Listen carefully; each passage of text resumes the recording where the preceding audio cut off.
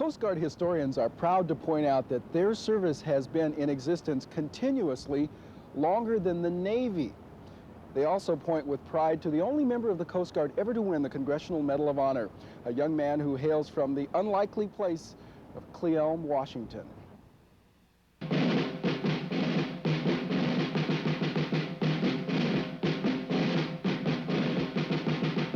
Doug Munro took his winning smile and a goal of saving lives to join the Coast Guard in 1939.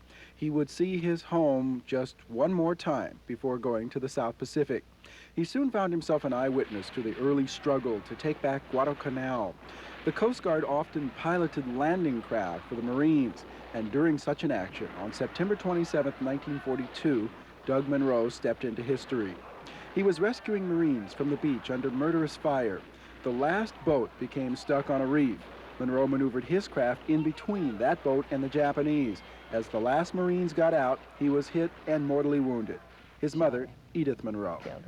He lived for about 10 minutes, and all he wanted to know was, did we get them off?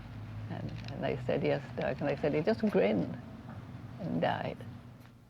Within several years of Doug's death, Edith herself showed remarkable courage. She joined the Coast Guard. As a woman of 46, she made it through the academy and served with distinction. I just came right out and said, you know, I think I'll try for the service. I said, I bet they won't take me. And I thought his father would probably have a fit. Instead of that, he said, you know, I think it'd be a darn good idea. You wouldn't have time to think. The U.S. Navy honored their Coast Guard cousin by naming a ship after him. And a Coast Guard cutter that was based in Seattle for several years is also named for Douglas Munro. His sacrifice means an awful lot to a service in which saving lives is its very reason for existence. With us, it's an everyday occurrence to go out and to do what most people would consider to the uncommon. It's not unlike the inscription on the Marine Corps Memorial in Washington, D.C. Uncommon valor was a common virtue. I'm Steve Poole, News 4.